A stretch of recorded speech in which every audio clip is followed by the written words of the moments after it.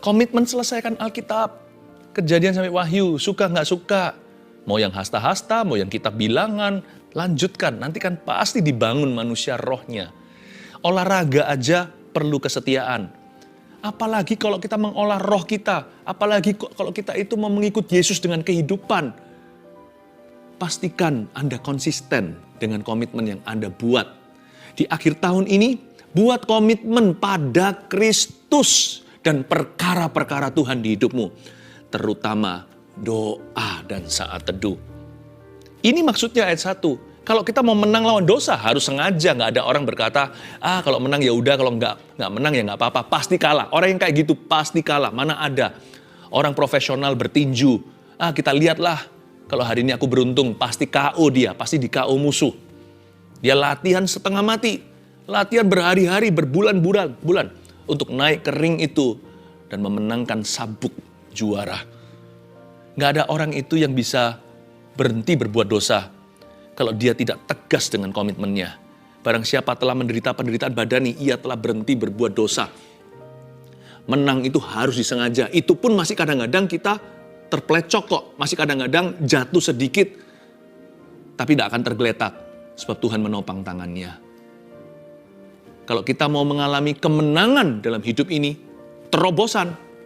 Dan buat komitmen pada Tuhan. Amin. Sekarang ayat 2 dan 3 kita lihat komitmen berikutnya yang harus kita bawa. Supaya waktu yang sisa jangan kamu pergunakan menurut keinginan manusia, tetapi menurut kehendak Allah. Coba katakan bersama dengan saya, waktu yang sisa. Ya, waktu yang sisa ya. Sebab telah cukup banyak waktu kamu pergunakan untuk melakukan kehendak orang-orang yang tidak mengenal Allah. Berhenti sampai 3a. Kedua, komitmen yang harus kita bawa ke tahun depan adalah komitmen pada waktu. Tulis itu. Satu kebodohan gak boleh diulang. Yang kita lakukan tahun ini, kita semua pasti sempat melakukannya termasuk saya, yaitu buang waktu. Waktu itu berharga loh, waktu gak kembali. Waktu tidak ditebus di Kalvari, yang ditebus itu adalah roh manusia agar masuk ke sorga, agar hidupnya gak sia-sia di bumi. Tapi waktu tidak ditebus, jalan ya jalan, hangus ya hangus. Nah, Alkitab mengatakan dengan jelas di ayat 22, supaya waktu yang sisa jangan kamu pergunakan menurut keinginan manusia. Tadi kan saya minta Anda mengikuti saya, mengulangi kata waktu yang sisa. Sadarkah Anda? Semua waktu kita di depan ini, sampai kita meninggal dunia, adalah waktu yang sisa. Nggak ada orang yang kebanyakan waktu itu nggak ada, termasuk jikalau Anda masih muda. Anda hanya punya waktu sisa. Sebab hari ini, besok pagi Anda bangun, sudah hilang 1 hari. Kita nggak bisa punya lebih banyak waktu. Kita hanya bisa memiliki lebih sedikit waktu. We cannot have more, we can only have less. Jadi, mau berapapun usia Anda, waktu di depanmu itu adalah waktu sisa. What you gonna do? Apa yang Anda mau lakukan di tahun depan? Mau dibuang sia-sia? Mau buang waktu itu yang begitu berharga, yang tidak ditebus di Kalvari? Jalan ya jalan, hangus ya hangus, mati ya mati. Jangan sampai kita suatu hari masuk ke sorga dengan tangan hampa. Atau jangan sampai kita malahan gak masuk ke sorga karena kita sia-siakan tawaran Tuhan. Komitmen pada waktu. Nah, cara memandang begini. Sebelum kita komitmen untuk mempergunakan waktu kita dengan bijaksana, karena hari-hari ini adalah hari-hari yang jahat atau hari-hari yang gila. Orang berkata ini zaman edan. Cepat sekali kan? Pejamkan mata, kedip sebentar. Udah minggu, kedip lagi minggu lagi. Kedip lagi udah Christmas, udah Natal. Kedip lagi udah tahun baru. Tetap sih 1 hari 24 jam, setahun 365 hari. Tapi terasa cepat ya. Karena berarti kehidupan itu memang cepat berlalu. Benar kata firman, seperti bunga yang hari ini mekar, besok layu. Rumput yang hari ini hijau, besok dibuang. Berarti kalau kita lihat ke depan itu waktu sisa, jangan main-main. Tanya sama Tuhan sebelum buat rencana Tuhan, aku minta agar waktu yang kupakai memang hanyalah sesuai dengan panggilan dan kehendak Allah. Kalau aku menggunakan waktu, tanya pada diri sendiri, apakah itu memang perlu? Apakah itu Yesus suruh? Kalau memang bukan sesuatu yang seserius itu, kadang-kadang waktu juga harus dipakai untuk rekreasi. Sesuatu yang sifatnya ringan dan tidak bukan berupa sesuatu pekerjaan misalkan. Atau itu pun bukan buang-buang waktu. Kalau Anda memang harus liburan, yang profesional sekalian. Kalau liburan taruh pikiran, tapi kuduskanlah hari Sabat. Di waktu yang Anda sabatkan, jangan sampai Anda gunakan untuk berdosa. Karena waktu itu berharga, bisa liburan dengan keluarga. Waktu itu precious sekali, Anda bisa me time misalnya. Ya, Anda bisa jalan-jalan. Itu waktu tetap berharga sekalipun tidak kita gunakan untuk hal-hal yang serius. Tapi untuk hal-hal yang ringan. Ingat ya, setiap waktu yang Anda rencanakan itu gunakan. Dan muliakan Tuhan dengannya. Sebab Alkitab mengatakan dengan jelas di ayat 3b, sebab telah cukup banyak waktu, saya baca ulang, ayat 3, sebab telah cukup banyak waktu kamu pergunakan untuk melakukan kehendak orang-orang yang tidak mengenal Allah. Kamu telah hidup dalam rupa-rupa hawa nafsu, keinginan, kemabukan, pesta pora, perjamuan, minum, dan penyembahan berhala yang terlarang. Kita disuruh Tuhan melihat ke belakang. Di belakang sana itu, gak peduli Anda bertobatnya itu masih kecil, atau masa muda, atau setelah tua. Cukup is cukup, enough is enough. Waktu yang kita gunakan untuk melakukan kehendak orang-orang yang tidak mengenal Allah. Jadi jangan sampai kita itu ngalami yang namanya fear of commitment. Atau takut membuat komitmen. Kenapa? Aku takut menikah. Masa aku hanya mencintai satu wanita? Karena dulu masa lalunya dia playboy. Cukuplah ya jadi playboynya. Waktunya Anda menentukan pilihan dan setia sampai mati. Jangan punya mentalitas, waduh, sebelum menikah harus menggila. Jangan. Selalu katakan pada diri sendiri, semua dosa yang kulalui, semua kenikmatan yang salah itu, I think it's enough. Aku malu kok. Aku menyesali. Kalau Anda menyesal, Anda tidak akan sayangi. Kalau Anda sayangi, Anda tidak akan merasa berat meninggalkan. Sebenarnya orang yang fear of commitment, orang yang takut komitmen itu adalah orang yang tidak jera berbuat dosa. Atau tidak jera melalang buana. Tidak jenuh untuk gentayangan hatinya. Saya nggak mau sih, kalau kita hidup selama-lamanya di bumi mungkin masih bisa dimengerti. Tapi kalau kita hidup hanya sementara, ayo berlomba. Cukup dah. Katakan pada dirimu sendiri, cukup sudah. Cukup lah ya, cukup sudah. Apa yang di belakangku itu? Hal-hal yang mendukakan Allah, pesta pora, perjamuan, minum, penyembahan berhala yang terlarang, rupa-rupa hawa nafsu, pornografi, LGBT. Sudahlah, enough. Gosip, kebencian, kepahitan. Komitmenku pokoknya ke depan itu adalah mengampuni. Aku udah cukup pahit dari dulu. Masa mau tunggu selesai kepahitan waktu umur 80? Kalau kita izinkan sampai mati juga akan pahit hidup ini. Ada satu titik kita berkata, aku mau manis. Udah gak mau pahit lagi. Terserah kalau saya masih umur 18. Kan malah beruntung ya kan? Masih sisa waktuku jikalau hidup sampai 80, 780 misalkan. Sisanya bukan kepahitan, tapi kemanisan dari Tuhan. Alias kebajikan dan kemurahan. Lebih cepat Anda mentas. Lebih banyak kemuliaan. Lebih lekas Anda cabut dari situ. Lebih banyak lagi yang Allah akan tunjukkan. Katakan pada dirimu sendiri, enough is enough.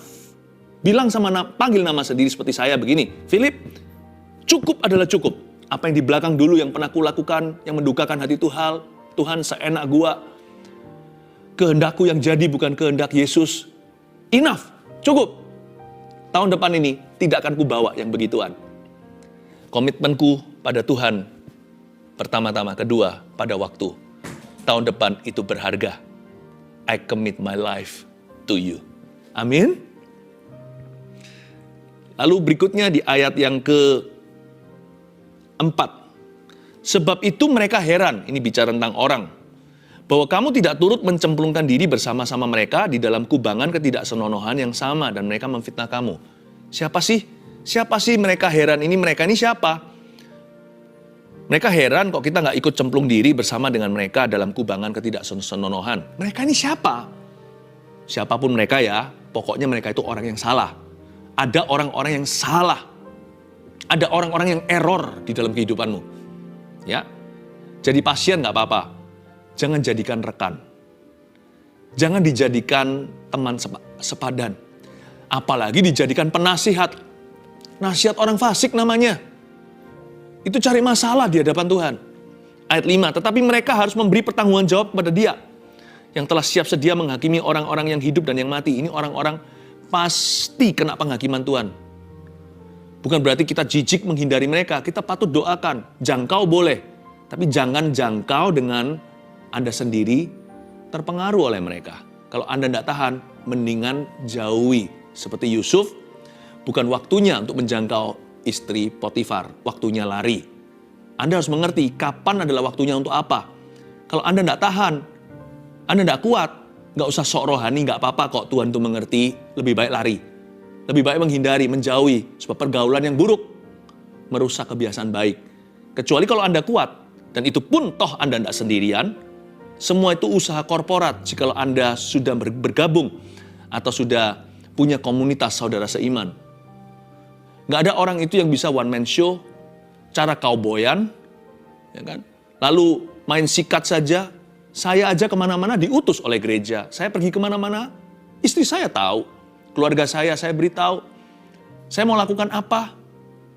Orang-orang yang bertanggung jawab atas hidup saya, yang saya belajar untuk percayakan hidup saya juga kepada mereka, untuk saling menjagakan besi menajam besi, kita saling menjaga. Kalau saya pergi kemana melakukan apa, semua transparan. Semua itu ada tujuan. Tuhan gak suruh kita memenangkan seseorang lalu kita sendiri lenyap.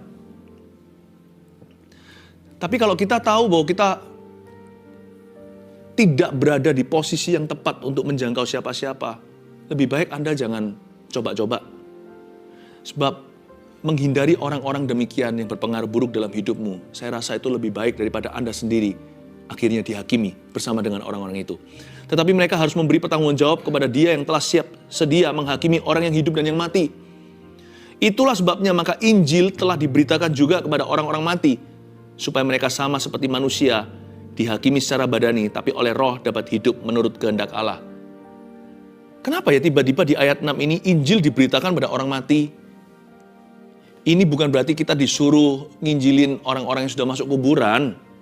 Ini adalah the Old Testament saints, atau ini adalah orang-orang kudus di perjanjian lama sebelum kedatangan Yesus Kristus ke bumi pertama kali, yaitu hari Natal, lalu Yesus mati dan bangkit bagi kita semua. Ini adalah orang-orang kudus di zaman perjanjian lama yang dikatakan mereka sekarang berada di pangkuan Abraham. Mereka ini orang-orang yang sudah menjaga nuraninya, namun keselamatan mereka belum komplit. Disebabkan Yesus belum datang kan Yesus perjanjian baru. Gimana dengan orang-orang yang dari zaman-zaman Musa? Bagaimana dengan Bapak Abraham dan kawan-kawan dan rekan-rekannya? Gimana dengan mereka yang di zaman Ayub? Dan orang-orang inilah yang dimaksudkan di ayat 6. Itulah sebabnya maka Injil telah diberitakan juga kepada orang-orang mati. Ini bukan praktek yang kita boleh lakukan hari ini. Ini perkecualian khusus di waktu Yesus mati dan sebelum Yesus dibangkitkan. Supaya mereka sama seperti manusia dihakimi secara badani, tapi oleh roh dapat hidup menurut kehendak Allah. Ini adalah orang-orang yang di perjanjian lama hidup menurut kehendak Tuhan. Dan dikatakan di ayat 6, Injil diberitakan kepada mereka oleh Yesus sendiri, bukan sebagai second chance atau kesempatan kedua. Jangan pernah kita punya pikiran, gak apa-apa mati, nanti ada penyucian. Ada kesempatan kedua kok, Injil kan bisa diberitakan ke orang mati. Anda sudah, siapapun yang mati sekarang itu mati di perjanjian baru. Gak ada alasan. Gereja sudah memberitakan firman. Lihat ini, firman diberitakan. Tidak ada second chance, tidak ada kesempatan kedua. Ini bukan sebagai kesempatan kedua ayat 6 yang kita baca. Ini sebagai completion atau kelengkapan. Karena mereka mati dalam nurani, dalam takut akan Allah, namun belum dengar tentang Yesus. Karena Yesus belum datang. This is completion, not second chance. Ini melengkapi, bukan memberi kesempatan kedua. Bagi kita, tak ada kesempatan kedua. Bagi kita, hidup hanya sekali, lalu penghakiman. Apakah kita percaya pada Injil, atau kita adalah golongan yang tidak percaya kepada Tuhan. Oke, kenapa kok tiba-tiba Dari ayat yang kita baca, ayat 4 tadi dan 5, bicara tentang mereka-mereka yang gak senonoh lah, mereka yang heran kita gak mencemplungkan diri, lalu mereka malahan memfitnah kita lah. Mereka ini akan memberi pertanggungjawaban sama Tuhan, kita jangan deket-deket nanti juga ikut dihakimi. Sebab Tuhan akan menghakimi mereka, orang yang hidup dan mati. Lalu tiba-tiba shift, bergeser, berubah, bicara tentang the saints atau orang-orang kudus, orang-orang suci di perjanjian lama. You know what God is trying to say? Tuhan mau bilang apa sama kita? Tentang komitmen, masih tentang komitmen yang harus kita bawa ke tahun depan. Nomor 3, tulis ini, komitmenlah pada orang benar. Jangan komitmen sama orang salah ya. Ada 2 tipe orang yang dibaca dari ayat 4 sampai ayat 6. Jangan pernah kita ikut orang padahal salah karena sungkan. Oh, jangan lakukan itu. That's wrong. Berarti Anda lebih lemah komitmennya pada kebenaran daripada sama manusia. Saya selalu ajarkan pada orang-orang yang saya pimpin, ikutlah aku selama aku mengikut Kristus. Kalau saya tidak ikut Kristus, jangan ikut saya. Jangan ikut saya. Karena komitmenmu adalah pada Tuhan, pada Kristus dulu. Komitmen pada orang benar. Kalau Anda diajak bicara sama satu orang, apalagi kalau gosiper, kalau dia bilang, aku beritahu sesuatu ya, tapi kamu sumpah ya. Pertama kita tahu kan, sumpah tidak diperbolehkan. Apa hak kita untuk bersumpah? Kepala aja kita nggak punya kuasa kok untuk bisa mengubahnya jadi putih, beruban, atau menjadi hitam, kecuali pakai cat. Saya ngerti. Tapi secara alami kan kita nggak punya power. Kalau kita berkata, sumpah ya, jangan mau. Lalu dia berkata gini, nggak boleh bilang sama siapa-siapa ya. Kamu jangan bilang sama si itu ya, aku beritahu kamu. Kalau saya digituin, biasanya saya belajar bijaksana. Saya ngomong begini, pertama saya nggak akan sumpah. Kalau kamu mau cerita sama aku, berarti kamu percaya sama aku. Kalau kamu percaya sama saya, percayalah juga judgment, percayalah juga dengan keputusan hatiku. Anda harus cerita sama saya dulu. Kalau saya rasa ini perlu, nanti saya akan sarankan ini harus diapakan. Saya nggak mau diskakmat di depan. Kalau enggak, mendingan jangan cerita sama saya. Kalau Anda nggak bisa percaya sama saya sejauh itu, jangan percaya sama sekali. Berarti Anda melihat saya sebagai gosiper, mending saya nggak dapat informasi. Nanti saya tambah berdosa. Tapi kalau Anda mau ngomong sesuatu sama saya, you harus percaya bahwa saya cukup dewasa untuk mendengar itu. Lalu mulailah orang itu bicara. Ternyata yang dibilangin semua, yang diucapkan semuanya adalah sampah. Saya biasanya akan cut di tengah dengan sopan. Tunggu. Sorry, saya rasa saya nggak perlu dengar ini. Saya nggak perlu dengar ini. Sorry, saya bukan orang yang tepat. Saya rasa Anda perlu ngomong dengan orangnya langsung. Jangan ngomong sama saya. Atau jikalau dia minta pertolongan, ini asli, dia bukan cari bolo atau cari teman, tapi dia cari solusi, maka saya pasti akan arahkan. Oke, begini. Saya sarankan Anda pergi ke orang tersebut, orang itu bisa membantumu. Atau kalau perlu, saya barengi kamu. Saya temenin Anda untuk pergi ke sana. Karena buktinya, fakta bahwa Anda sekarang bicara sama saya berarti Anda tidak berani datang sendiri. Saya bantu. Jangan komitmen terlalu cepat dan terbawa-bawa dalam dosa orang. Jangan komitmen. Nah, biasanya orang yang hatinya nggak sehat, imannya cari-cari, biasanya akan jadi mangsa yang gituan, yang beginian. Tapi saya tidak pernah mau komitmen pada orang yang salah. Saya harus tahu dulu ini orangnya benar atau salah. Lalu saya baru beritahu posisi hatiku. Komitmen itu harus pada orang yang benar. Aduh, Pastor Philip, saya itu kepingin lo melayani, tapi gimana nanti, apa kata teman-teman saya? Komitmenlah pada orang-orang dalam pelayanan, bukan orang-orang yang anti. Kalau teman-teman Anda semuanya begitu, ada waktunya. Ular pun bisa ganti kulit kok. Anda bisa ganti pertemanan. Nggak usah ditinggalkan sama mereka lalu habis itu sinis, nggak perlu. Kita doakan tapi perlahan-pelan mulai mundur. Cari pertemanan yang sehat. Orang-orang yang bisa mendekatkan Anda pada Tuhan dan sebaliknya, Anda juga bisa mempertajam mereka. Saya mau melayani Tuhan, tapi nanti apa kata dunia? Ya, Anda komitmennya sama dunia atau sama Tuhan? Komitmen pada orang benar. 4 dan ayat 5, mereka heran Anda kok tidak turut cemplung sama mereka dalam ketidaksenonohan. Mereka memfitnahmu. Pokoknya, if you are not one of us, kalau kamu bukan salah satu dari kami akan fitnah kamu habis-habisan. Character killing. Ku bunuh karaktermu. Tetapi tiba-tiba berubah di ayat 6. Ada orang-orang yang disempurnakan oleh Tuhan. Nah, masuklah dalam golongan yang demikian. Komitmenlah pada orang benar. Jangan pada orang yang salah. Amin. Jangan kena tekanan. tekanan sebaya, atau rasa sungkan. Hal-hal seperti ini semua dapat masuk dalam satu kategori. Mau tahu apa itu? Fear of man atau takut akan manusia adalah jerat. Tapi takutlah akan Allah. Komitmen pada Tuhan. Ingat kata pemazmur, orang-orang kudus, orang-orang suci, orang-orang benar yang ada di negeri ini adalah kesukaan hatiku. Bersekutu dengan mereka adalah kesukaan dan sukacita. Mana ada sih orang sempurna? Nggak ada. Orang kudus yang suci beneran nggak ada. Semua kita masih belajar. Tetapi dibandingkan dengan orang-orang fasik, mereka orang suci benar. Mereka orang-orang yang berusaha mengejar perkenanan Allah. Jadikan aku hamba yang berkenan dan setia. Cari orang-orang yang seperti itu. Dan jadilah orang-orang yang demikian bagi sesamamu. Komitmen yang kita bawa tahun depan. 1, komitmen pada Kristus. 2, komitmen pada waktu. 3, komitmen pada orang benar, bukan orang yang salah. Mari kita perdalam komitmen kita kepada Tuhan. Dengarkan, saya rasakan Roh Kudus memberitahu sesuatu. Anda boleh pejamkan mata jikalau Anda mau. Saya rasakan Roh Kudus berbicara begini. Ada satu pria yang menyaksikan saat ini. Anda punya simpanan seorang wanita, tapi Anda sebenarnya cinta Tuhan, tapi itu keluar dari kelemahan dagingmu. Bukan alasan, dosa adalah dosa, dan itu menista hati Tuhan. Tapi Anda mencoba keluar dan Anda susah. Satu sisi adalah istri yang sah. Sisi satu lagi, Anda juga cinta sama wanita itu. Saya nggak tahu apakah dua sisi punya anak semuanya dengan Anda. Roh Kudus tidak memberitahu saya sejauh itu, saya nggak akan mendahului.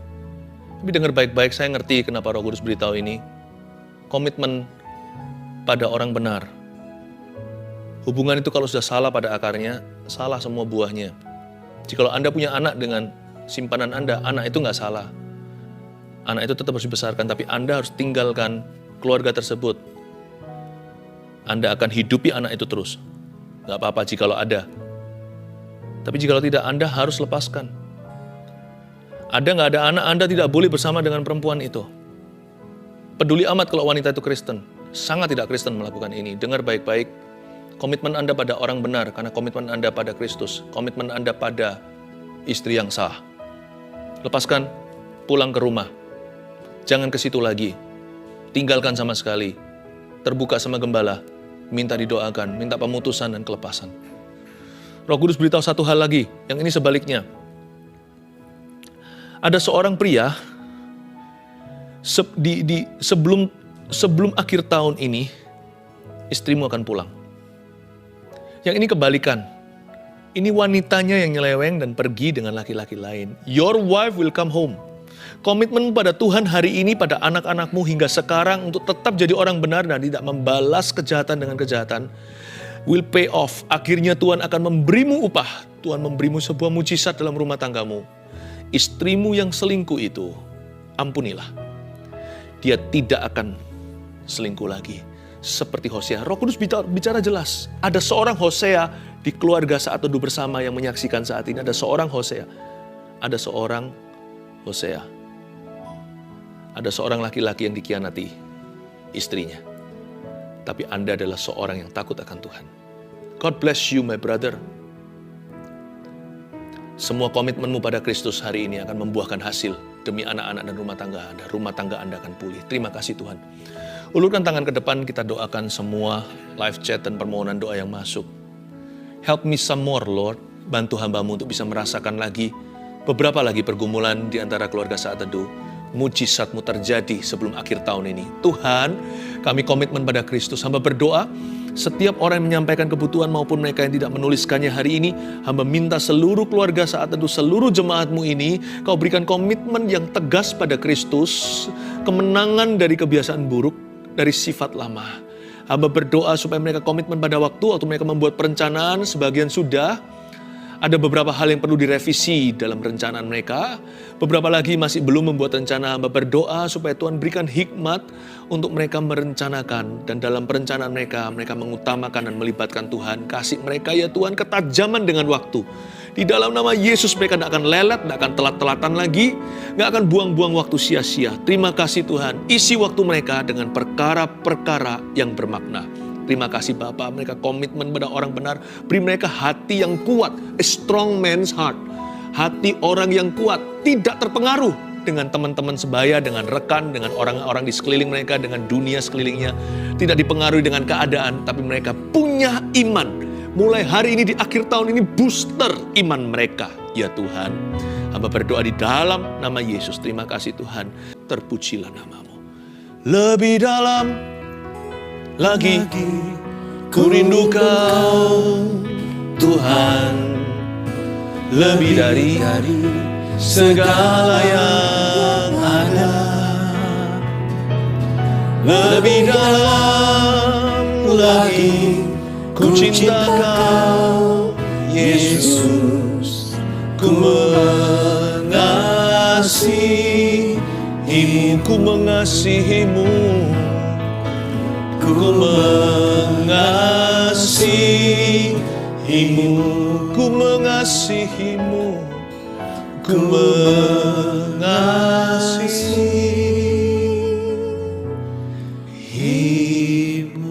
Dan terima berkat dari Allah Bapa, Putra Roh Kudus, dalam nama Yesus. Amin.